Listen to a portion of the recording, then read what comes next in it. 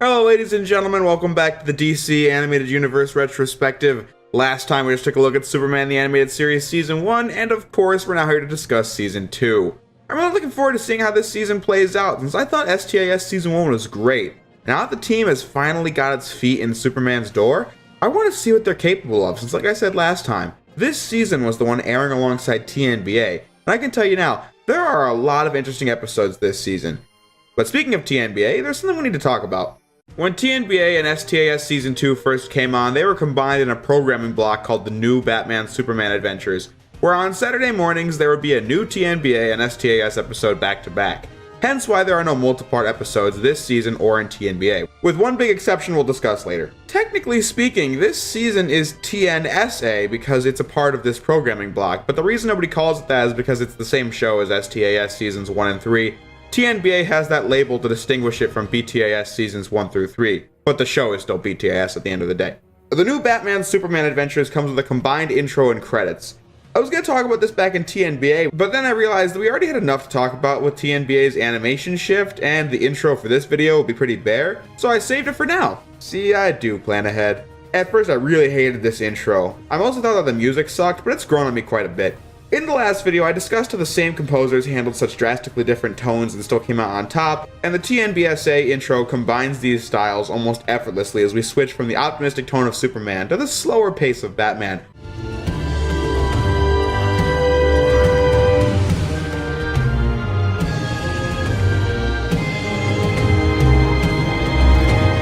With a neutral mix at the end.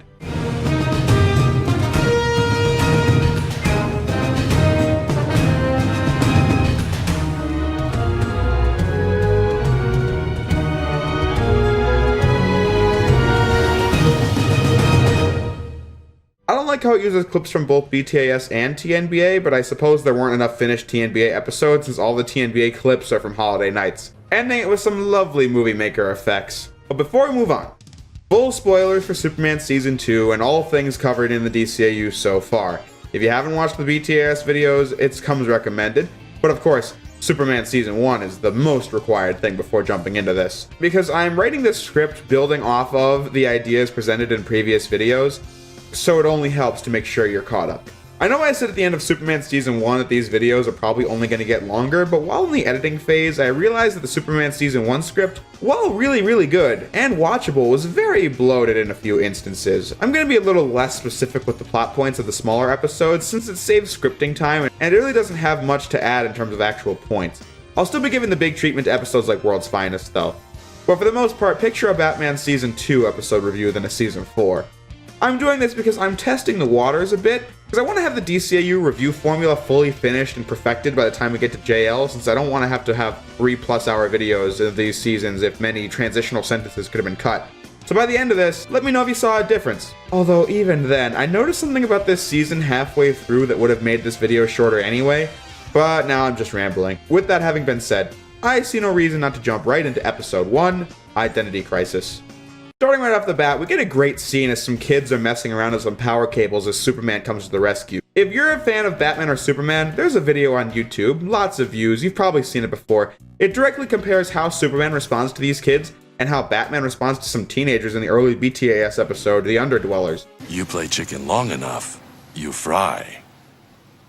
Batman always instills fear, whereas Superman tries to instill values. I know it's tough to turn down a dare, but sometimes being brave means using your head and not doing something dangerous just because other kids pressure you. You're right, Superman. It just shows how the same production team can really handle writing these two characters and making them true to themselves, no shame whatsoever. In the midst of a high-speed chase with some criminals followed closely by the SCU as well as Clark and Lois, Superman stops the chase, but the sudden stop sends Clark Kent flying out the window. Wait, what? Take a wrong step, Mr. Kent? What? Yeah, what is right? Especially when this Superman asks Lois out on a date. This means that the Superman from the previous scene was actually not Superman, but I think that the point still stands because of the fact that this guy was modeled in the image of Superman. Although Clark should be happy, this covers his identity pretty well. The episode wastes no time as the fake Superman starts to look and talk really weird as he returns to his home, where we find out that Lex Luthor is working to make a ton of Superman clones and this guy was the test subject. Mercy mocks it and calls it Bizarro, one of Superman's comic book villains, I'm just gonna call him that from now on. Lex is just as manipulative as ever, but Mercy really got under Bizarro's skin with a great line to close the scene. That's coming out of your pay. I'm not sure how Bizarro is supposed to work. I mean, does he have Superman's memories, or is it just an emulation of Superman? I'm not entirely sure about that one, and they never really specify as we focus on Bizarro wrecking everything in an attempt to save the day as Superman has to fix the mess. Bizarro still tries to go out on a date with Lois with some good lines. But use the door this time. Okay. There's also a good explanation of where Lex got Superman's DNA from. It's actually simple. During the robot dinosaur fight from A Little Piece of Home, Superman left some blood behind because of the kryptonite. That's it, and that's how I like it. I'm sure this wasn't planned in A Little Piece of Home, but they tie the current events to something that's happened before, and it works. Lex sets the place to blow with a 2-minute countdown, but I counted. This place takes a good 3 minutes and 17 seconds to explode. That's TV for you. Bizarro, in a surprisingly heartwarming scene, does save Lois since she got caught under some debris, and you know Lex, he's just gonna let you die if that happens. Superman gets Lois out as Bizarro stays with the explosion, thus ending the episode. I really liked it. I mean, I spent so long in The Last Son of Krypton, or Holiday Nights, and Shadow of the Bat even, but I don't mind a simple story. I just want good lines, good action, good storyline. It works. Similar to the likes of Speed Demons or the Promethean, there isn't much to say about this episode beyond the surface, but it's a well-made, simple episode, and I can think of no better way to ease us into Superman Season 2. Let's move on to Episode 2, Target. Right at the beginning, Clark and Lois are at a ritzy press event where journalists are being rewarded for their work as Lois's expose on Luthor wins the prize, but in her napkin, the note, "You win, you die," is written. So this is clearly going to be one hell of an episode, as Lois is indeed about to be killed by the chandelier as Superman saves the day. I like how the guy sitting next to Lois was so two-faced, telling her good luck before the winner is announced and then making fun of her after the name's called. In any case, this is the setup for the episode. Someone's out to assassinate Lois Lane and will stop at nothing to do it. Detective Bowman is introduced, and he clearly has a beef with Lois Lane as well, since she wrote an article on his corruption. You really want to be helpful? Try making a list of all the people who might want to see you dead, and try to keep it to one page. One of these assassination attempts includes the car ride home where Clark and Lois get trapped in the car as this mysterious person sends Clark flying off the road, and then slams Lois straight into the abyss. Despite having boiled it down like that, this is a really good scene as Clark tries to find a way out of this car as Clark Kent before being sent off the road and changing to Superman. Lois tries to find a way to safety herself before going off the road too, and this is only the beginning. So, like any good mystery, we have a few suspects. Clark and Lois bring the chip stuck in her car to a tech friend of hers, Edward Leitner, for analysis, and it's a product with LexCorp. But this is Luthor we're talking about, not the Joker. Sure, she did write the expose about him, but why would he make it so obvious? Lex is also a lot more subtle than that, so it just doesn't check out. The two-faced reporter from earlier also appears again as he's been handed Lois's workload from Perry. I certainly hope I can come up to your award-winning standards. I'm sure you will. With a line as obnoxious as that, I'd suspect him as well, but that would mean he knew Lois was going to win the award to begin with. Lois's elevator then freaking flies itself into the sky as she's locked in. Of course, Superman was there, but seriously, first trapped in a falling car and now flying in a makeshift rocket set to blow up like fireworks. Not to say she didn't try to get out of these situations, but this guy already planned around that, so it just so happens that Superman is that handy. Towards the end of the story, there's an eerie scene as Lois is a nightmare about someone breaking into her apartment and tossing her off the porch. Jeez.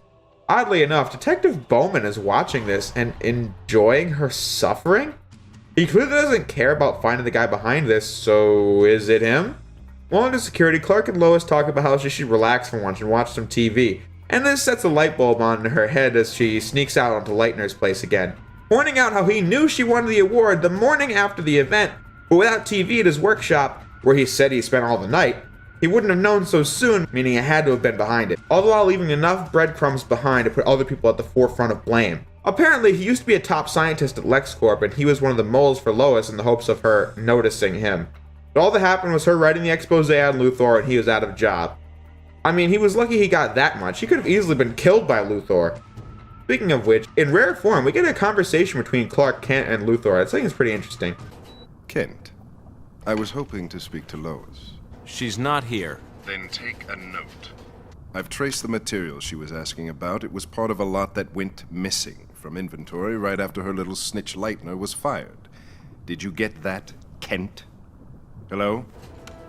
Hello? Leitner is the villain, gets dispatched by Superman, and the day is saved. And that's a wrap on Target.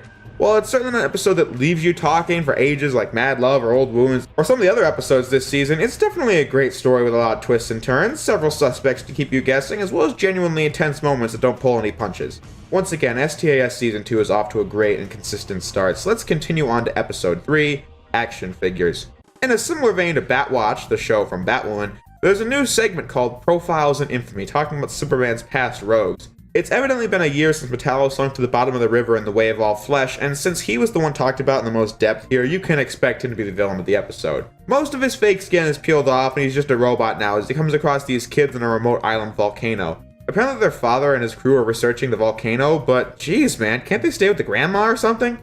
Beats playing next to a volcano. The kids take Metallo in as they view him as a superhero since he saved the girl and this random truck driver. I wrote in the notes for this that I hope this wasn't going to end up like Sideshow, the BTAS Season 3 episode that could have been interesting but had all potential squandered in what became a cringy episode because of it. Well, not as bad. In fact, this episode's alright. It basically is the same thing as Sideshow. Lois investigates the truck driver, Superman grabs the kryptonite suit, which confirms what I had said about the feeding time, Way of All Flesh discrepancy, but things get eye-rolling when Metallo tells the kids a complete lie about how he's from another planet here to warn us, but Superman tries to stop him.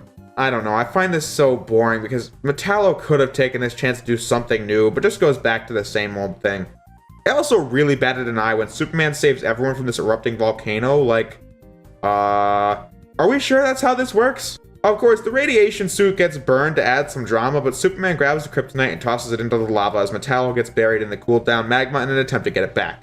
I thought Superman couldn't touch kryptonite, but he was wearing the gloves, so I'll give it that. But that was Action Figures, whatever.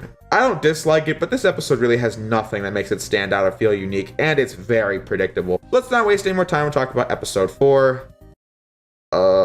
Mixie Pixelated. This episode is absolute nonsense, but I can't help but love it. This guy from the comic strip called Mixius Spitlick is actually a being from another dimension and messes with human beings, but he becomes fixated on Superman since he's the only opponent who can beat him. With inspired casting, as they got Gilbert Gottfried to voice Mixius Spitlick. Legit, I can't say that name as no matter how hard I try. That's basically the premise. I mean, this is certainly not an episode to spend 6 minutes on, but I love it because of how much personality Paul Dini squeezes into the story. I mean, this is what happens every time he writes a more comedic episode. Like the part where Spitlick just walks off with the statue of the Thinker, or this part in the morning where Clark starts shaving, but he uses his heat vision at just the right level to reflect off the mirror and back onto his face. Like, seriously, that's good stuff. I wouldn't have thought of that. The gimmick is that Superman needs to find a way for Mix to say or spell his own name backwards before he's banished to his own dimension for 90 days. I love every scene in his dimension, like this really long montage of Mix building a battlesuit to come back and destroy Superman with, complete with a crotch zipper. Now let's look at this epic battle. 5, 4, 3. This episode manages to find a variety of ways in which Superman gets rid of this guy, like how he has Mix proofread his article, but all the typos are Mix's name spelled backwards. You're getting sloppy, Smallville. This sentence is loaded with typos. As the final challenge, Superman needs to make Mix spell his name backwards twice, and then he'll leave forever. Superman then flies in this really awkward fashion with Mix following him, leading to the ending scene. No, loser. In yours. Oh, shoot my monkey. I skywrote my own name. Backwards. Twice. You were just toying with me the whole time. Even from the start. Pretty much, yeah. This version of Superman is just so smart. And you know, it takes smart writers to write smart characters. But yeah, that's it for the episode. It's no main man when it comes to being more lighthearted, since that told a very great story alongside being a good time. But this episode succeeds at what it sets out to do, a wacky adventure in the world of Superman, and I liked it for that reason. Good characters, good moments, definitely nothing below the surface in this one. Let's move right along to episode 5, Double Dose. This episode has Parasite in it. Do I need to say more? I do.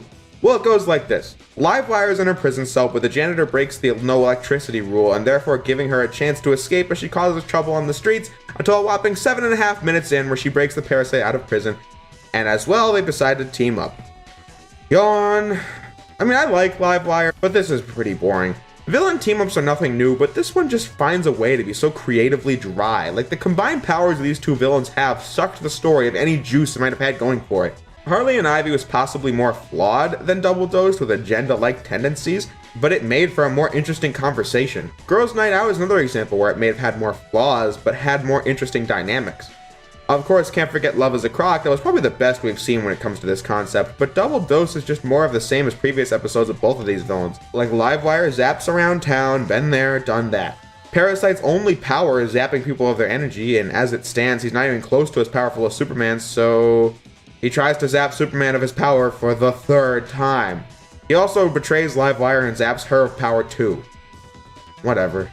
He once again remembers who Superman is and quickly forgets. I like how Superman solves this issue, though.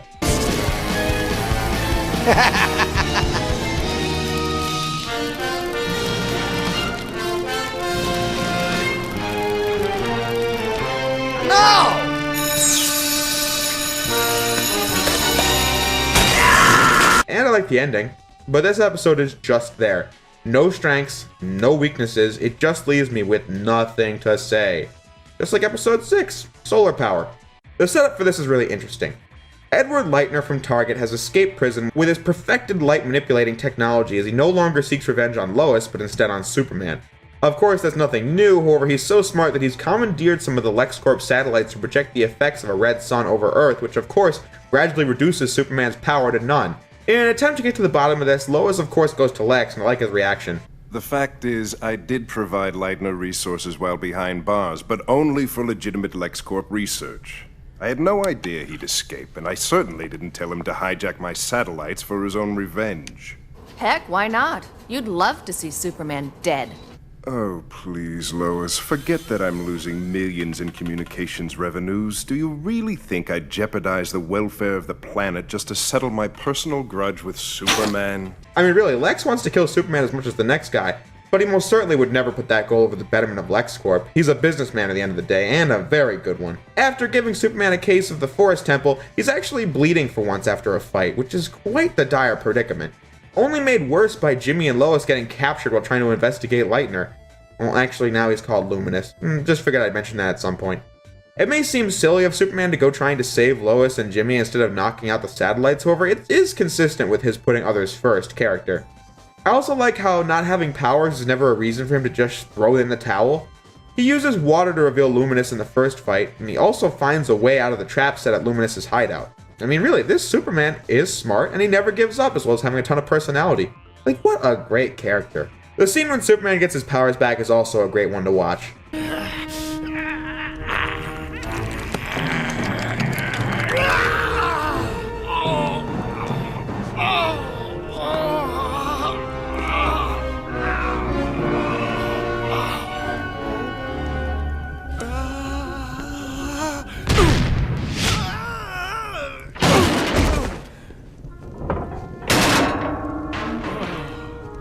Okay, we're 6 episodes into this season, and have you noticed the thing I was talking about earlier in this video about how this season in general made it really easy for me to shorten this video? Well, if you haven't, I'll clue you in. This season has a lot of episodes that are perfectly harmless, but leave me with very little to talk about. Does this make Superman Season 2 bad? No, not a chance. This is a good season, but I can talk more about that in the conclusion. This season has no bad episodes, per se, but a lot of episodes that just fall into the that was good, I guess, category. There's nothing wrong with solar power. I mean, I like seeing Superman without powers. It was interesting to see Leitner return from Target. Lex had a good scene, but there's really nothing to it beyond the surface. And as much as I hate saying this phrase, as it doesn't actually mean a whole lot, it's just there. Double Dose, action figures, both were this way, and there are many more where those came from. Episodes that are perfectly fine, but don't go an inch deeper than the surface. Even the really good episodes can fall victim to this. So from this point forward, keep that in mind. Let's talk about episode 7, Monkey Fun. This episode changes tone like every 3 minutes, and it's hilarious. Like, the opening felt like it was out of some Greek tragedy. It opens up on some 50s house on a military base as 2 young girls are playing with a monkey called Titano. Or at least, that's what they call him. The operation seems to be called Titan-O. The older of the girls is Lois Lane, establishing this as a flashback as her father and some military dudes come to take the monkey away for the experiment as the monkey and kids freak out. I mean, the dad tries talking Lois into it before the guards just snatch him as we cut to the rocket ship Titano's meant to test out as we see him screaming his head off in the cockpit of the rocket. What am I watching? I mean, that was all I could think throughout this opening scene. It's like, what? It's so oddly dramatic, and I can't help but feel bad for him, especially when the rocket just blows up and Titano goes flying around the galaxy screaming for like 20 years. Superman finds the ship lodged inside of an asteroid and brings Titano back to Earth for Lois to take care of, even though she's evidently over the whole thing, as Titano continues to grow in size more and more as the minutes fly by. When I say this episode's funny, I mean, this is one of the dumbest episodes in the series. Again, not a lot of flaws, but we cut from Jimmy being overpowered by this giant monkey monster back to Star Labs as Superman and Hamilton find out the kind of DNA alteration that happened to Titano in 20 years, until one of the germs grows into a giant germ monster and is grabbing people with his giant tentacles like it's the hospital scene in Spider-Man 2 or something. From this point on, the episode becomes really drawn out as Titano goes on a rampage, but I just love how he frees the monkeys from the zoo and people are running around like it's mass hysteria because some monkeys are out of the cage.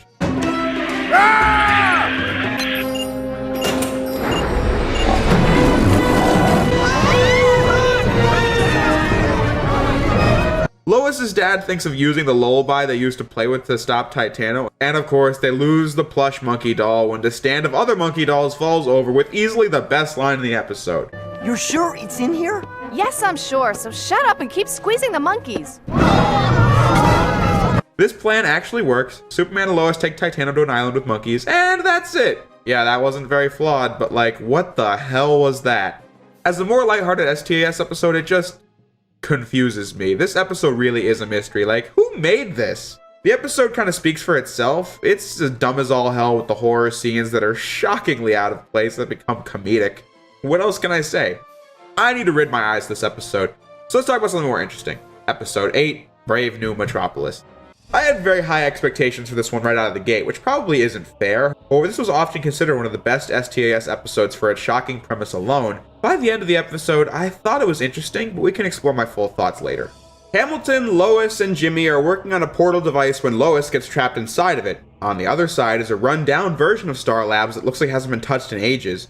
When making it back to Metropolis, it's nothing like before, as there's a giant statue claiming Superman and Lex Luthor to be the men who saved the world. This episode is all about Lois. She's the main character, and I hold no objections to that fact, since she really has stepped up to the plate numerous times in both the last season and so far in this season. But this episode is begging for more screen time, since it is severely undercooked. So to maintain peace and order, Superman teamed up with Lex Luthor to militarize the city, cracking down on criminals and civil liberties at the same time. Badass renegade version of Jimmy is a part of this obligatory resistance. Evidently, the reason for this was because Lois Lane in a story about Intergang, whom we saw before in Fun and Games on Tools of the Trade, had died via a car bomb for getting too close to the truth. Superman failed to save the day like he did in the Prime DCAU universe, since yes, this is an alternate universe, and so that was why Superman went rogue here. This episode has a lot of strong imagery and moments going for it, like when Lex and Superman's forces raid the Resistance, pulling babies away from parents, but again, it's very quick and moves to the next thing as Mercy takes Lois to Lex. Lois appropriately points out that of all the people we've seen who are vastly different and way worse off, Lex is the exact same. Almost like he profits out of people's misery or something. To make sure Superman doesn't find out about this, Lex has Mercy kill Lois in an alleyway, which, yeah, basically confirms my suspicion that this has already been happening in the main universe. Rip Professor Peterson. Lois, of course, escapes from this and finds Superman, who explains that reasonably he felt that he was only putting out fires, never winning the war. When Lois died before he explained his feelings for her, subtlety went out the window in crime fighting. Tim Daly does a really good job with the droning, dull-sounding Superman voice. It shows what's happened to his mental state in this time. She convinces him that Lex is of course the real villain here as Superman appears before the Resistance and gets things thrown at him. I'm going somewhere with this, trust me. The scene then cuts to Lex's office as Superman and Lois charge in. Lex tries to kill Superman and reveals his plans to take over the entire city in the wake of Superman's death, but luckily, Superman talked it out with the Resistance and they're on his side again and want to defeat Luthor. What? Superman has been the symbol of their ruin for years, and yet Superman said something off screen to get their support. What could that have been? This is why I think this episode needed so much more screen time, because as it stands, this feels like a massive ass pull. Superman tries to beat Luthor, but he blows up. Lois returns to the Prime Universe and is reunited with the one true Superman. thus ending Brave New Metropolis. I was let down by this one. This is a good episode, lots of good moments, well done acting and so on, but again, this story feels like it needed way more time in the sun to develop. Like maybe seeing how we got to this point after Lois died, or seeing the aftermath of our Lois leaving, a more fleshed out resistance since they're all generic as hell. The episode just kind of flies by, which leaves little time for the viewers to soak it all in and feel the impact of the subject matter, since this is a very serious concept, but just wasn't done in a particularly graceful manner. I like seeing Lois as the main character, but that doesn't stop the episode from just not packing the kind of punch I think it wanted to. There was an interesting moment though. I mean, Superman from the alternate dimension claims that Lois must be from an alternate dimension from his, since he says he's seen that there are numerous dimensions out there with a Superman and a Lois just like him, which reminded me of Justice League Season 2, the episode A Better World. I noticed how that's almost exactly the same setup as Brave New Metropolis, however when we get to that review, am I going to be upset? No. Not really. A Better World is everything this episode tried to be and then some, since it has the screen time it needed in order to flesh out the story, and it does a lot more with the time it had anyway. We also get to see the effects that these alternate dimension Justice Leaguers have on our league, and that's important. I'm not upset that these episodes are so similar because A Better World is a better episode. I like the focus on Lois here, but everything beyond that was done better in Justice League. Thanks. So maybe I was spoiled when watching this episode, but I couldn't get invested in this story when I know how much better it could have been. That's all I've got for this episode. Let's talk about episode 9, Ghosts in the Machine. At LexCorp, Lex is showing off a brand new weapon, or more like an anti-weapon. It disables missiles that are homing in on a location. Before walking out on stage, Mercy's making sure Lex is looking sharp. This episode is basically Mercy's biggest amount of screen time yet in the series, as they want to expand upon her relationship with Lex, which I'm down for. She is the STAS equivalent of Harley after all, and we saw how great that backstory was. The machine breaks down in front of the press as the missile is still firing at LexCorp, and of course Superman handles this. As Clark and Lois ponder who on earth would be crazy enough to try and thwart Luthor, but Lex decides he's going to personally investigate the matter. Luthor learns that deep in Sector 6 lies Brainiac, the first of his many comebacks. But I like how this one was done. Remember back to Stolen Memories, when Luthor was the one who made first contact with Brainiac, a fact he was very proud of, but by the end of the episode, Brainiac had hacked into Luthor's servers before Superman saved the day. Brainiac's plan to take all of Earth's knowledge and then destroy it was stopped, but he still had data in Luthor's systems, and it was this AI that had begun partial reconstruction of his body. Now he's captured Luthor to finish the job. With every possible contingency thought of, Luthor has no choice but to work on Brainiac without sleep, and the food is a chocolate bar. Of course, Clark Kent can see through walls and then can tell that Luthor isn't in his office. What are you trying to pull here? Where's Luthor? I'm afraid you're gonna have to leave, Mr. Kent. Now. Do yourself a favor, Ms. Graves. Call me when your Lord and Master turns up. And I just love Brainiac's ominous phone call to Clark later in the following scene. Hello? Is this Clark Kent? Speaking. Brainiac is using the missile technology from earlier to kill Clark, but he's Superman. This missile scene is the biggest problem with this episode. Of course, it goes back into the city and blows up a bridge as Superman has to fix it, which isn't a bad thing, but this takes up a minute and a half or so of screen time that could have been spent on something else. What is the something else? Well, in the next scene, Mercy tries to investigate Luthor's disappearance as Brainiac bots try to kill her too until Superman saves the day, and honestly wonders why Mercy cares so much about somebody who is as manipulative and bad as Luthor. Why are you willing to risk your life for Luthor? What does he have on you? Nothing.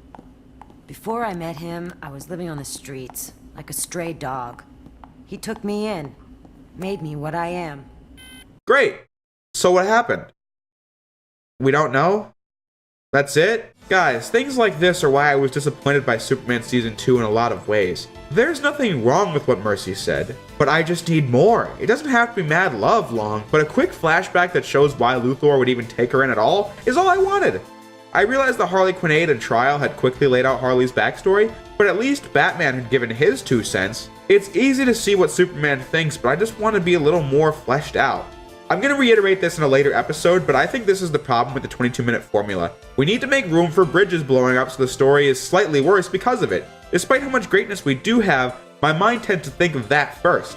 Speaking of greatness, Luthor gets fed up with Brainiac acting like a dick and quits, but it's too late as Brainiac fires a laser at Lex that oddly doesn't sound like it left much of an impact. Nor is Lex dead, which is certainly something Brainiac has tried to do with useless people before. Well, this also becomes one of the most important moments in the entire DCAU, so get out your notebooks and write it down. The place becomes a mess as Superman and Brainiac go at it, but here's the best scene. Mercy leads Luthor out, but she gets trapped under the debris. In Mystery of the Batwoman, Carlton of course saves his daughter in a really good scene. However, despite Mercy's loyalty to Luthor, we get an even better scene as Mercy's disposability is blatantly spelled out as Luthor just leaves her to die. Superman saves her, but she's still gonna keep working for Lex because she feels that's the only thing of value in her life. That's sad, but there's nothing Superman can do about it, ending Ghost in the Machine. A great episode filled with unforgettable character moments, good action, and a melancholy ending, but there is the filler in the middle that could have been done to flesh out the story in the finale, which was a massive missed opportunity to really nail Mercy's character. But there's not much you can do about it, so I'm just gonna say, yeah, the rest of it's great, so I'm satisfied for the most part. But next up is easily one of the biggest moments in the history of the DCAU, one of the highlights of the DCAU, an episode I could rewatch and quote any day of the week. I'm of course talking about episodes 10, 11, and 12, World's Finest. Before we start, I want to mention how I was planning on this being its own video. This is because World's Finest was released as the Batman Superman movie. You can find it at the bargain bin at Walmart, no doubt. Here's the thing, no disrespect to World's Finest, but this isn't a movie. This is a 3-part episode of STAS edited together to pretend it's a movie. Phantasm is a movie. Sub-Zero is a movie. Batwoman is a movie. The first and third in particular felt like it. I mean, Sub-Zero is nowhere near as good as World's Finest, but it doesn't have the TV formula. Or for lack of a better phrase, it didn't feel like an episode. These episodes were released as a movie to sell it for cheap and get parents to buy for cheap. If I was reviewing this episode as a movie, then I would have to do the same for Secret Origins, the Justice League premiere, or Starcross, the Justice League finale, which were sold on the same faulty premise as this. I'm reviewing this here and now where it belongs, so let's waste no more time and get to this great episode. What's made some of the DCAU's best work so well, whether it be Beware the Grey Ghost, Perchance to Dream, Baby Doll, Mask of the Phantasm, Mad Love, The Last Son of Krypton, The Main Man, you name it, was the complexity in either the writing, the character dynamics, the sophistication in more tragic or more comedic scenarios, and so on. World's Finest is not a complex episode in character motivation storyline, and it's not particularly funny, it's not tragic or anything like that. World's Finest is just plain, clean fun from start to finish. The episode's not a deep character analysis on Batman or Superman. It was all about the novelty of these pre-established characters sharing the same screen time, and it was marketed on this as well. Plain Saturday morning fun sounds like an insult, but these are all characters we know and like, so the novelty goes a long way, as the story and interactions are good in their own merits. So let's waste no more time. We open up in Gotham City as the Joker and Harley bust into some used goods store, and of course we're working with the TNBA designs because when this episode aired, TNBA was new to the scene.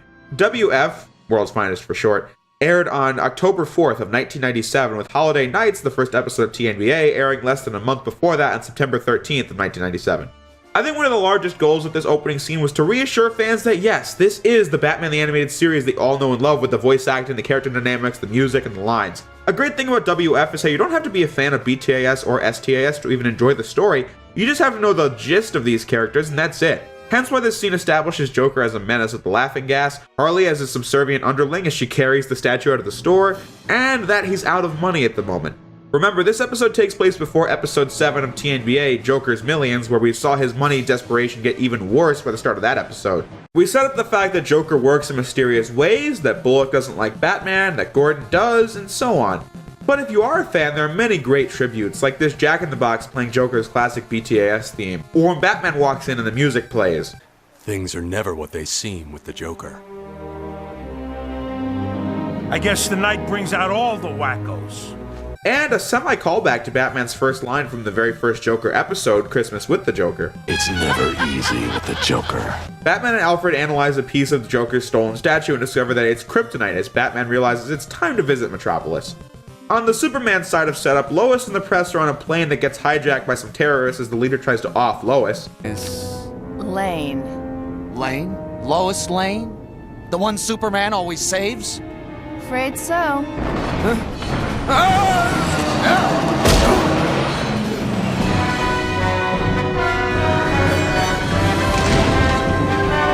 This episode, despite taking itself pretty seriously, is also able to poke fun at itself every now and again. No better example than that. The timing in this scene is just perfect, like the part I showed where Superman crashes the plane, or this part where he turns it upside down. Thanks for strapping me in. After saving the day, it's clear that Lois likes Superman but doesn't know how to take it to the next level with him since there's always some new crime to stop. I don't like where this is going, but let's not kill the momentum. As we know, Lex hates Superman and has Mercy as his right-hand woman, and that's the end of the setup, since WF wastes no time getting to the real meat of the plot. Harley attacks Mercy and takes her place in order to capture Lex Luthor in his own car. Joker and Lex are two of the best DCAU characters by far, and them being here is just so perfect as Clancy Brown and Mark Hamill work off one another perfectly.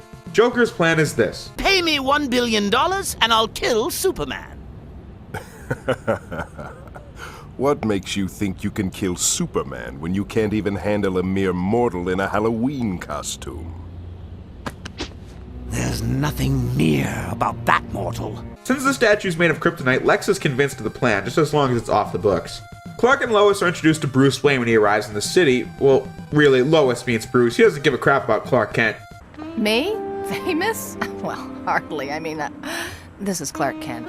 Bruce and Lois are going to continue to seeing each other throughout the episode, but I think we'd be best hold off on that for now. Joker busts into Caesar Carlini's house and takes the place over in about 2 minutes, complete with a brand new Joker face and memorable lines around every corner.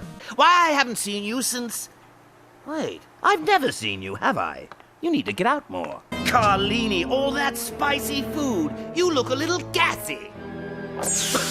No! Stop! LexCorp and Wayne Enterprises are joining forces to create a mobile attack drone for space exploration.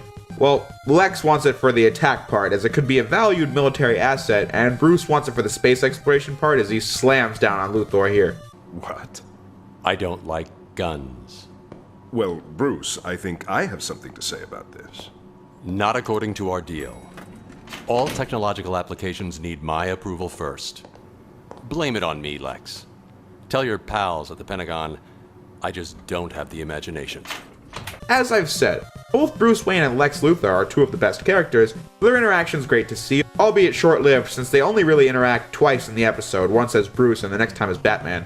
Bruce never trusted Lex anyway, this is just a good excuse for Bruce Wayne to be in Metropolis while he searched for Joker as Batman. Bruce and Lois have their date, as promised, and all scenes between these two are where this episode loses me. Yes, even World's Finest isn't without flaws. Well, really, just one, and this one bothers me by quite a large sum. Throughout WF, Bruce and Lois develop their romantic relationship as they take it more and more seriously as the episode goes on, which is all fine and good, but I think this was done to create some kind of conflict between Batman and Superman without considering how in or out of character it was. They were smart enough to not make this a Batman vs. Superman movie, but instead a Batman and Superman movie, since the DCAU incarnations of these characters are just too smart to have a petty battle scene with Lex and Joker on the loose. We can get back to that in a bit though. So yes, like I said, the conflict is over Lois, like this scene at the planet, or this scene after Joker captures her. You realize she's just the bait. I'll be careful. Careful won't cut it. With Joker, expect the unexpected. Maybe you should have remembered that. As a source of cheap drama. I don't think it's a terrible idea, but this greatly comes at the cost of Batman's DCAU characterization. Let's take a walk down memory lane, shall we? We didn't really know a lot about Batman in the first season outside of the typical origin. Season 2 showed us some time before he became Batman, which was interesting, and then we got Batman Mask of the Phantasm. This movie was the moment when the DCAU Batman was solidified as its own version of the character and not a tie-in of Batman 89. The reason is because we learned via the flashbacks in that film that when Bruce returned to Gotham from his abroad training to be Batman, not only did he suck at it when he first tried, but he also fell in love with Andrea Beaumont, who had lost her mother years ago, giving them something in common. This made Bruce question whether or not he should go through with the Batman mission.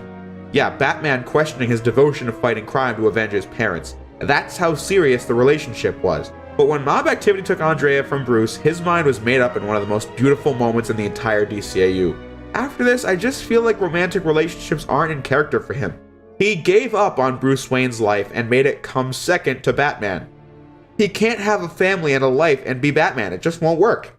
I mean, he never fully got together with Talia or Selina, first because they were criminals, but secondly because he just doesn't have the time for it. He's too dedicated to the mission. That's sad, but it's the tragic truth of Bruce Wayne in this continuity. His lack of ability to connect with people past superheroics is the undoing of most of his relationships. I was going to complain about this during Mystery of the Batwoman, but I was pleasantly surprised to see how Bruce and Kathy seem more friendly than romantic. So let's bring it back to WF. Not only does Bruce tell Clark how seriously he's taking Lois, but at its peak, she's actually scheduled a move to the Daily Planet in Gotham to continue her relationship with Bruce. When she finds out that he is Batman in typical Lois fashion, she says, So when were you gonna tell me? The honeymoon? But I mean, good question. Batman let this go way too far for my liking. Also, when Lois finds out Batman turns into some sarcastic, funny guy. Now, I never actually said I wasn't Batman. Ow! Like, what? I do like how Lois chooses not to reveal his identity out of respect, but this isn't saving the sinking ship that is Lois and Bruce. This romance plot just fails. So now that I've aired my grievances with this episode, let's go back talking about how good it is. We get two contrasting scenes of how Superman and Batman acquire information when on their hunt for Joker. As Clark Kent, Superman asks a friend of his for information, paying in advance as thanks for doing whatever he can. Bruce, as Batman, finds this PG-ified nightclub and busts through the glass in one of his best scenes yet.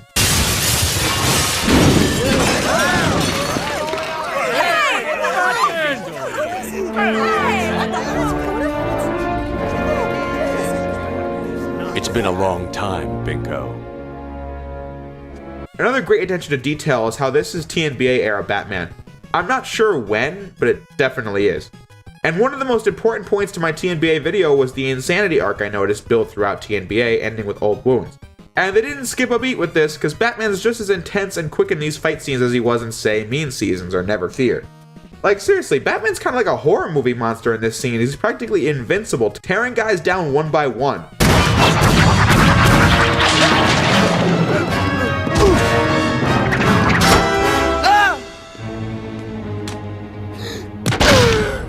Where's the Joker? Of course, Superman disagrees with this method and steps in.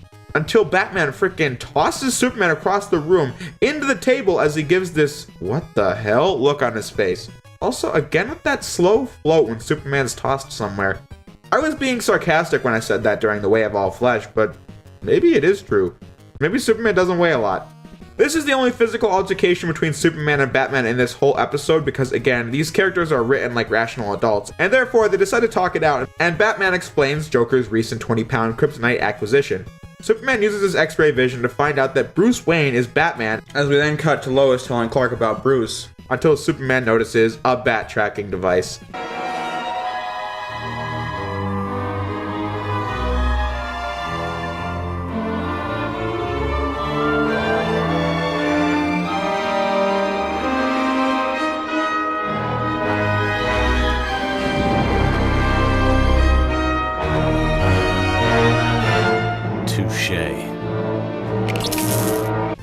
This episode is so much fun. That ends part 1 of WF as part 2 picks up as Bruce and Lois go on their second date. This was part of Joker's plan since they want to use her as bait for Superman, so Lois gets captured, Bruce salsa dances off the rooftop, and Superman goes to Joker with his kryptonite radiation suit.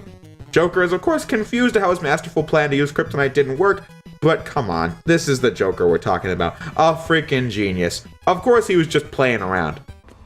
Oh wait, that's it! What? Silly me. I forgot the acid.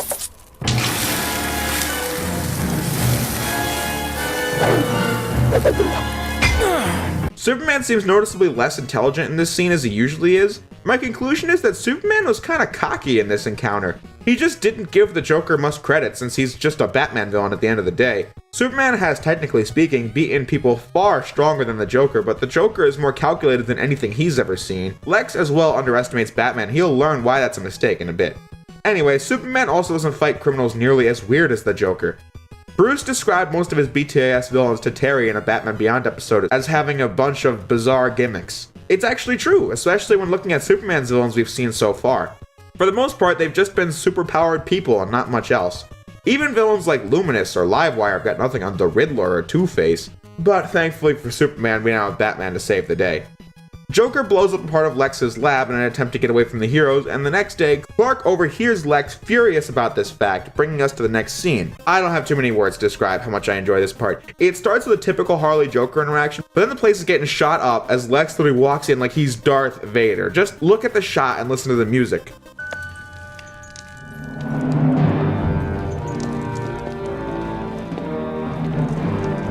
Honestly, Lex, don't you think I feel bad enough already?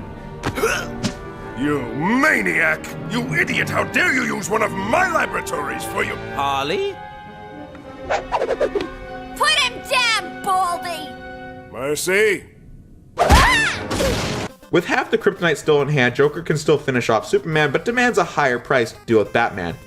Clark brings his deduction about Lex's partnership with Joker to Bruce's attention, and because of this, we get now direct screen time between Batman and Lex in yet another one of Batman's coolest scenes. What do you want? Information regarding a mutual acquaintance. What are you talking about? I don't know any... From this point on, the episode slows down a bit, so let's run through it for a quick second. Lex realizes that Batman's a threat after all, and decides to give Joker access to one of the hunting drones that Wayne Tech and LexCorp were testing at the beginning to go after Batman. To distract Superman, a fake distress signal is put out at sea. Batman gets chased by the robot at the Daily Planet as Lois is the only one there. She finds out that he's Bruce. Part 2 ends. Part 3 begins as Batman and Superman know for a fact that Lex and Joker are working together, so it's time for the climax. This is the final scene where all 4 villains of the episode are together, and it's easily the best one. You know what Lex has Mercy do to people when they've failed Lex in any way. But since it's Joker, not only is he brilliant, but he also has main character immunity. What's the plan? Payback.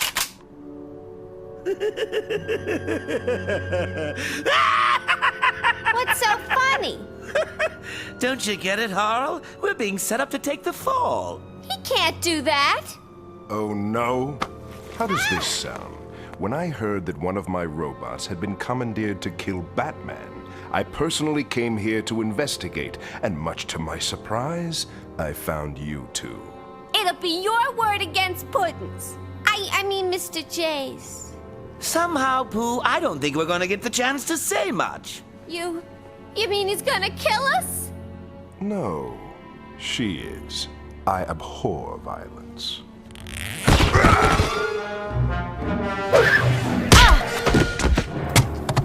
Now this is funny, Mr. J. Joker also has Harley paint a smile on the Lex wing as he laughs into the camera. I love to personalize all my stuff. But then the camera pans to reveal Lex is tied up next to him. I like that fake fourth wall break there. It was kind of funny. I don't know what else to say about this, so quick change of subject.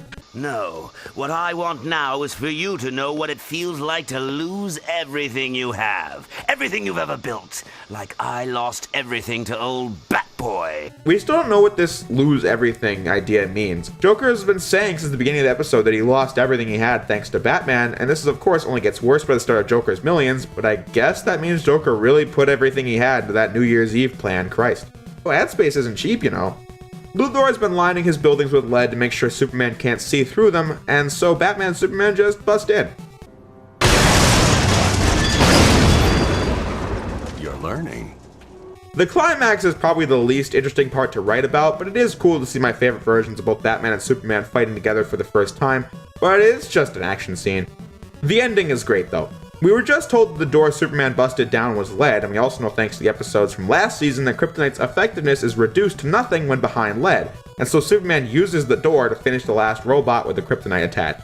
Joker and Harley are now just flying around Metropolis shooting buildings with missiles for the fun of it as the heroes bust in, save Luthor and Harley, and completely leave Joker behind.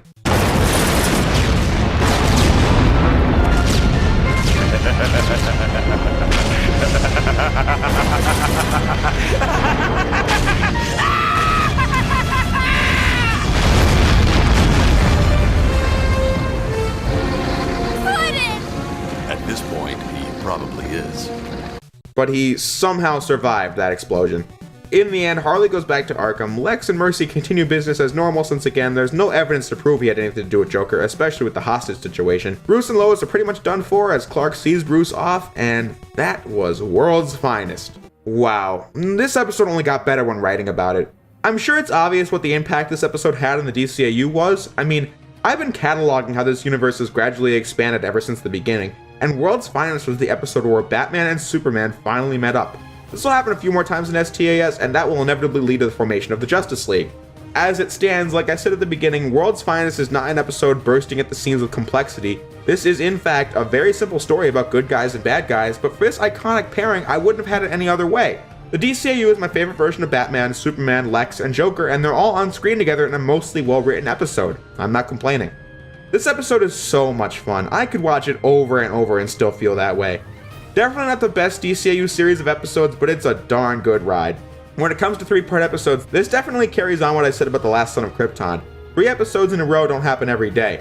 but when they do, you really want them to feel like an impactful event. The Lois love triangle is the only real flaw I have with it, and I still don't like that at all, but I can take it to get to a story that comes out on top. I think that's enough though. Let's get back to Superman's standalone adventures in episode 13, Father's Day. Let's get real here. Other than episode 17, there is really not a lot happening in these last 6 episodes, so let's not drag it out. This episode was so close to being great, but it fell that ever so tiny bit below that. Let's see why. We begin on Apokolips, which in case you forgot was the distant planet that Bruno Mannheim ended up in at the end of Tools of the Trade. This wizard-looking dude is controlling a giant robot metropolis as Lois is running through the park. Superman, of course, destroys the thing in a really clunky action scene. And this is the problem. This episode is very action-oriented. The story is really good in this one, but a lot of the runtime is going to be spent on action, and I'll talk about why it fails in just a moment. Then we cut back to Apokolips, and this is easily the best scene in the episode.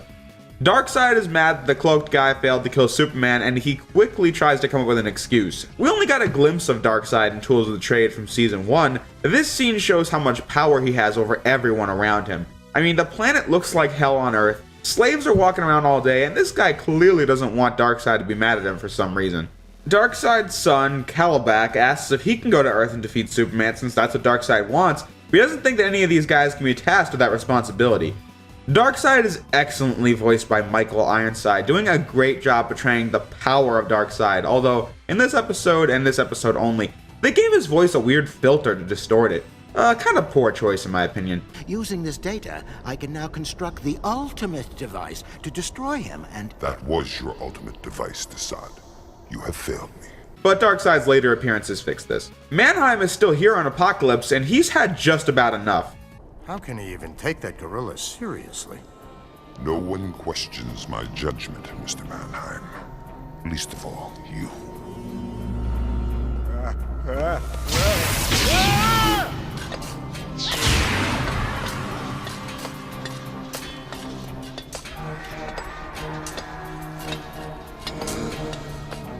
To work. Well, that's that. Mannheim says something and gets beamed into being a slave. That's power right there. Kalibak, eager to prove himself as Darkseid's true son, something I'll talk about in a later video, decides to boom tube his way to Earth to find and destroy Superman. Meanwhile, for Father's Day, the Kents come to visit Clark as the 3 of them and Lois are going to have lunch together. The Kents haven't gotten too much screen time since the first episode, so it's nice to see them again. But of course, Kalibak strikes so Superman has to fight, but the problem is, Mr. Kent gets stuck under some debris as the fight goes on, and I think what they were going for was a comparison in how Superman interacts with his father and how Kalibak interacts with Darkseid, which is all fine and good, but in execution, it kind of fails because of the action scene. I don't mind an action-focused story, but how do I put this? The choreography is abysmal. Obviously, to raise the stakes, Superman's gonna be pulled from saving Jonathan Kent by Kalibak, but the action is so slow and boring to watch, and the real kicker being that every time Superman gets a free second, he doesn't just fly over in 2 seconds, he slowly walks over to his father? This lasts for several minutes, by the way, and it's just frustrating to watch. Also, this line. Clark, look out! Clark, where? Like, Lois, are you just playing along, or are you just that dumb? And I've got no idea, but it's funny every time. Darkseid finds out about Kalibak going to Earth and travels there himself, to which this happens. Sire, I know I disobeyed you, but I thought if I could destroy Superman. And did you? I underestimated his strength, but he won't catch me off guard again. That much, at least, is true. Please, Father! You beg louder than that when I'm done with you. Yikes. Darkseid says very little to Superman, but promises to return.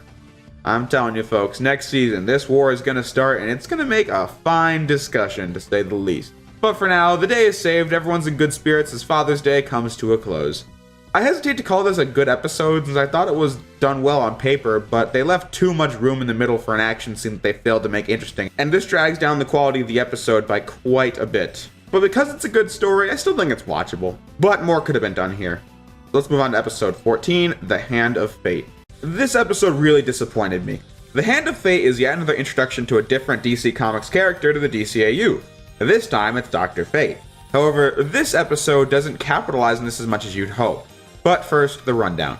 A criminal accidentally releases a giant demon from some stone tablet he found in an attempted robbery.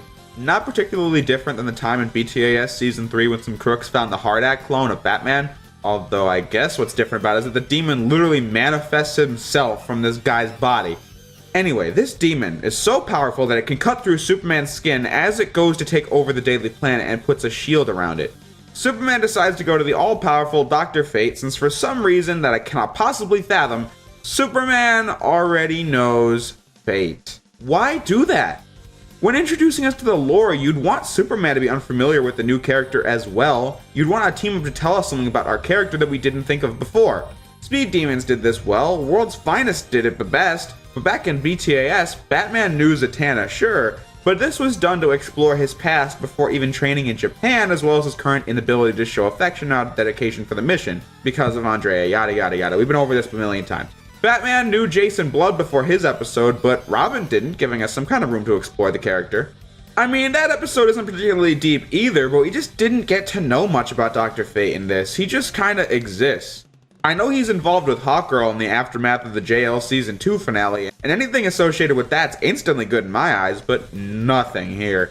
He doesn't want to help Superman save the day since he doesn't want to fight evil anymore because evil always comes back, and obviously Superman doesn't agree since the pursuit of justice is all that matters to him, not putting out the fire permanently. So Superman's attitude encourages Fate to change his mind and save the day as everything returns to normal, and that's literally it. Is this terrible? No. But nothing happens here, and that disappoints me since they wasted a good opportunity to show why Dr. Fate's interesting, but I wasn't convinced by the episode, so on that account, it just failed. I don't care about Karkle the demon, don't care about him turning the Daily Planet staff into demons or any of that. The only thing this episode has going for it was squandered. Let's talk about episode 15, Bizarro's World. This is a better episode than The Hand of Fate, but this episode has nothing going on either. So at the beginning, Lois and Superman go back to the explosion site where Bizarro died back in Identity Crisis. Luthor has the site locked down and they just turn back. Bizarro is still alive though and wanders the earth as people keep running from him since he looks like a monster. Kinda sad, but then by complete happenstance there's a news report that says while Superman does have an Arctic home, nobody knows where. Bizarro then decides to find it and somehow finds the Fortress of Solitude from that. I've got nothing. Bizarro is told about Krypton from the Orb and Brainiac's ship. He then tries to turn Earth into Krypton, then tries to destroy it like Krypton was, and that's it. I like Turpin's line that all the freaks come for Lois since that's happened like 10 times in the series already. But there's no depth, nothing to really say. This episode's just there. Not a bad watch, but I've got nothing. Again. The most interesting things about this episode were the connection it had with better episodes like the Orb from Stolen Memories, the animals from The Main Man, the Fortress itself from The Main Man and Blast from the Past, and Bizarro himself from Identity Crisis. Okay, to be fair, I think it's cool that Bizarro tries to undo his mistake in the end when Superman tells him what he's doing wrong, showing how much of the hero's DNA he has, but he's just not smart enough to know what right and wrong is. At the end of the episode, Superman takes Bizarro and the alien that Bizarro took out of the Preserver's display from the Fortress of Solitude on a foreign planet to stay after and look at. And that's about it. How Bizarro comes back in JLU, I don't remember, but we can cross that bridge later. Let's not waste any more time here though. Let's get on to episode 16, Prototype. So in this episode, Lex Luthor and one of his tech guys, John Irons, are showing off a new invention. A suit that will help this police officer, Corey Mills, become as powerful as Superman. RoboCop, basically. You know, at first, Mills and Superman work pretty well together as they save a burning building filled with people, but as Mills uses the suit more and more, it's being reported that he's getting increasingly violent towards criminals who've already given up. This is actually a decent improvement over Blast from the Past, where Mala's turn and violence felt very rushed and not convincing in the least bit. Irons tells Luthor that since the suit is linked to Michael's nervous system, they should recall the suit to consider the mental effects that prolonged use of such a powerful suit would have on a person. But Season 1 Luthor comes back in full swing as he says, "We'll deal with the problems as they arise." That's not how I operate. Oh, yes, it is. You work for me, remember? Not anymore. Good on Irons for quitting, by the way. Doing that in broad daylight means Mercy can't just kill him in an alleyway as Luthor covers it up. Mills loses control of his life to the suit and tries to find a way for Lex to help, which doesn't go very well.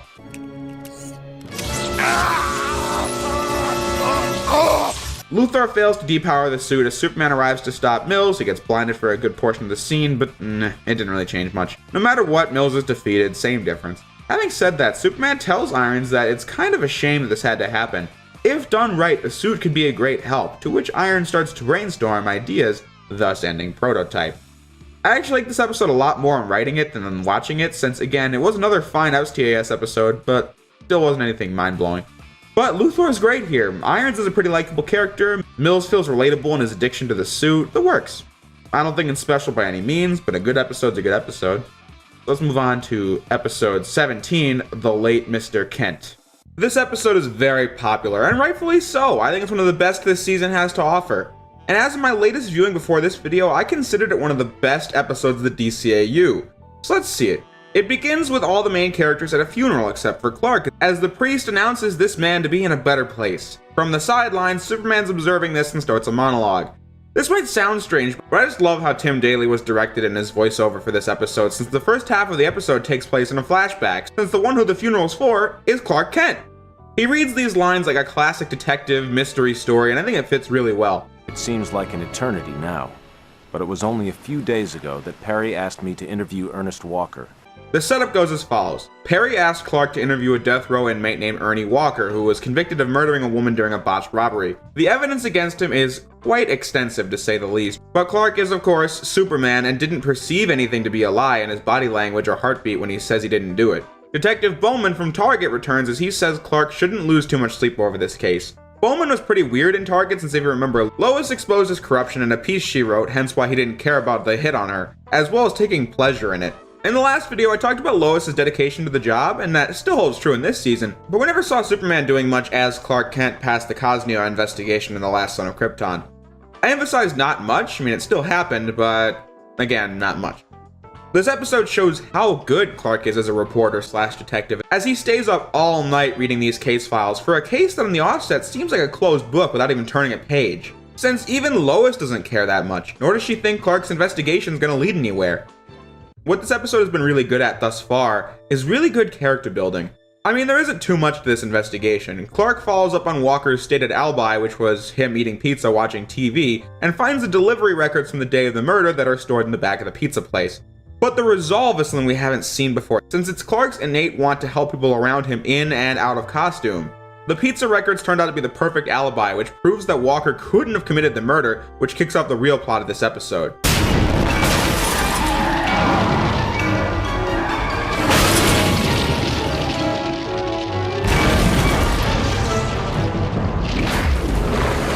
This is no challenge for Superman, but the issue is that there was a witness on the water, so he can't just fly out as Superman, meaning that Bowman has him declared dead since they couldn't find a body in the river. Following this, Superman has an interesting conversation with his parents. It's not like he's really dead, Martha. He just can't be Clark anymore.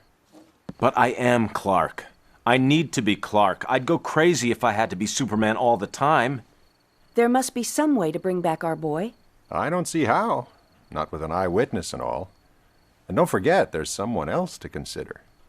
I mean, that shows where Clark's need to help people comes from. That in the midst of this crisis, Mr. Kent still reminds Clark that he has to worry about Walker's impending execution, even if his secret identity comes at the cost of it. Superman and Lois go back to Clark's apartment as we get this bit of dialogue. But I had so much respect.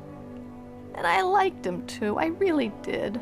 A character death like this is so obviously going to be resolved with the status quo reset by the end, but what makes it interesting is the reaction we get from the other characters, and what that says about them and their relationship with the dead character. An idea I can further explore in a later DCAU video. More importantly, they find a bug in Clark's phone, his computer is missing, and a second bomb that goes off with Detective Bowman on the scene.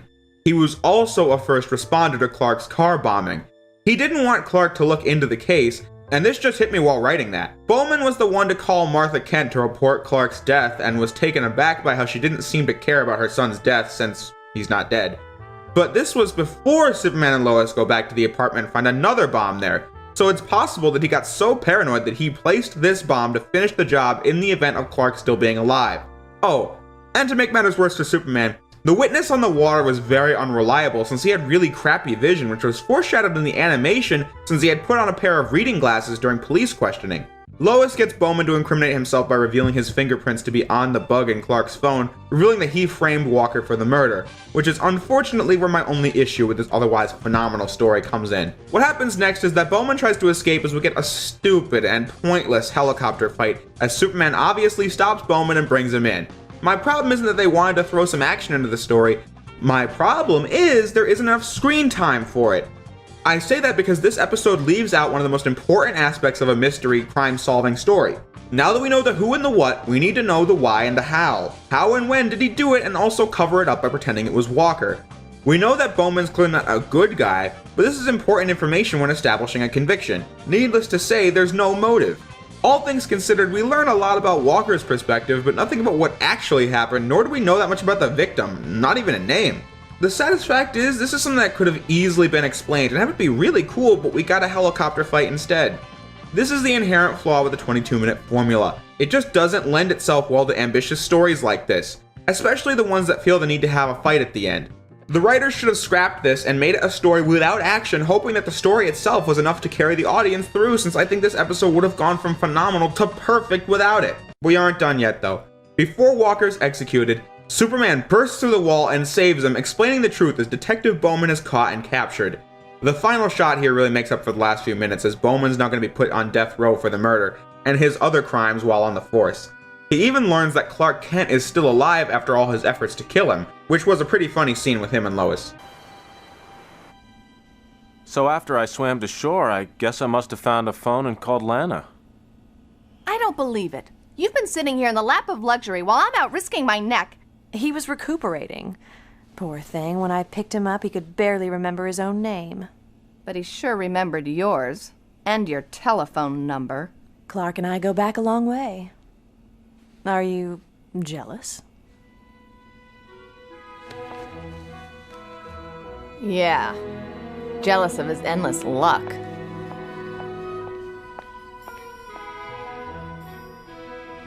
But back to Bowman, he has no idea how Clark could have survived until it hits him. He's Superman.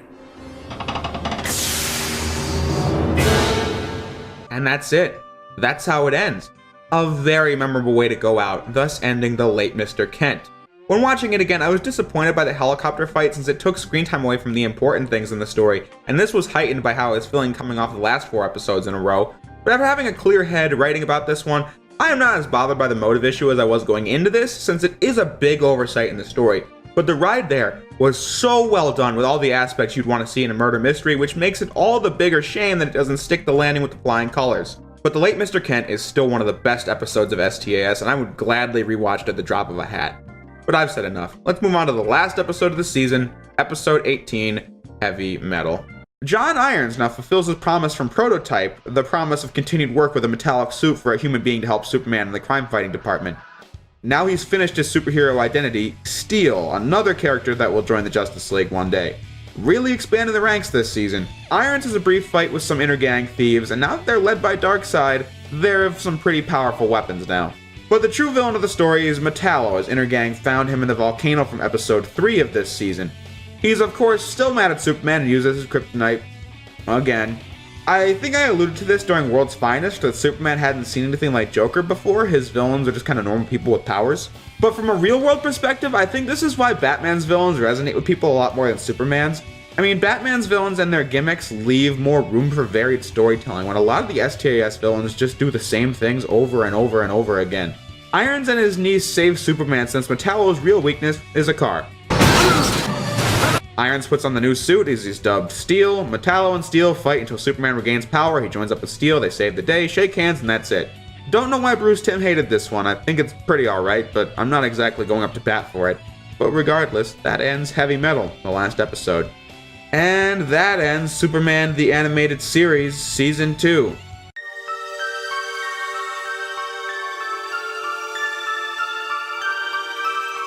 This was a weird season to watch. Let me just get my foot in the door and just say that a few episodes into this season, I found myself mildly disappointed with this one. A feeling I don't think I've ever had in this retrospective before. It's either my memories were validated or I was pleasantly surprised. I can't say I really had any preset expectations on what this season would be like from my last watch of it in 2014, but this was something I set up back in the Season 1 video. This season aired alongside TNBA, and I was really hoping for an epic TNBA killer as the best DCAU season so far. This was probably a mistake, but it most certainly had an effect on me while watching the season, to the point where I was considering if it was better or worse than Season 1. My conclusion is that my disappointment isn't a matter of quality at all, it's more expectations. Superman Season 2 really is just more of the same as Season 1. I really love Season 1, so this isn't a problem per se, but I hoped for a much greater leap. In fact, of the 18 episodes we had this season, I wouldn't really call any of them downright terrible, which, if you're keeping count, I thought 4 episodes were bad last time, so that is an improvement. But despite my expectations possibly being a little too high, I feel like Superman Season 2 definitely could have improved in some areas. This isn't taking episodes that are alright, like Action Figures and Monkey Fun, into consideration, by the way. What I mean is that whether an episode was on the lower tier or higher tier of good, there were areas I would have liked to see be more fleshed out. Like Ghost in the Machine. What is Mercy's backstory? They set it up but didn't flesh it out. Or Brave New Metropolis, an episode not nearly written clever enough to be as compelling as it should have been. In its great episodes, there's always those tiny flaws that, while not a big deal for sure, since the love triangle in World's Finest or the lack of motive for Bowman and the late Mr. Kent really don't drag down the viewing experience, but these are things I noticed when I considered episodes like A Bullet for Bullock, Demon's Quest, Mad Love, or Old Wounds to be pretty much flawless. And even episodes like The Last Son of Krypton or The Main Man were perfect as well. Most of the good episodes, despite their low flaw count, just didn't leave any kind of impression that keeps you talking like the best of Batman Season 1 even did. I also decided not to focus on stuff I already made a big deal out of in the previous video. Like, is Superman's resolve and struggle in the Hand of Fate great to see? Yes, but I've come to expect that since it was in the first season so much, and therefore it's no longer impressive like it used to be. Now, in regards to ranking, Superman the Animated Series Season 2 has all the same things going for it as Season 1 in terms of animation and character interaction, with several great and many very good episodes to find, but I can't help but find Season 1 just more impressive with it having been the first season. So yeah, TNBA still ranks at the top, followed by BTAS Season 3, which technically had lower lows than this season, but it still had the higher highs. Superman Seasons 1 and 2 are roughly equal and directly below BTAS Season 3, and then below them would be Batman Season 2, and then Season 1. I don't have anything against this season, but I wasn't blown away. Which brings me back to my statement about the overhype of BTAS from my Season 3 video. And yet here we are with STAS Seasons 1 and 2 both being below the latter two BTAS seasons. And I'm not too shaken up by this. I mean, I said in that video that that was by far the best season of the show, and I was wrong about that as well too. Arbitrary rankings are not the point at the end of the day. I just think BTAS isn't some god-tier untouchable show with the rest being side projects. But on that note, with only one season left of STAS, can the show surpass TNBA? Well, Superman Season 3, not counting Batwoman, is our first post-TNBA content in the DCAU, and I'm excited to see how it fares. Thank you all for watching, and I will see you next time.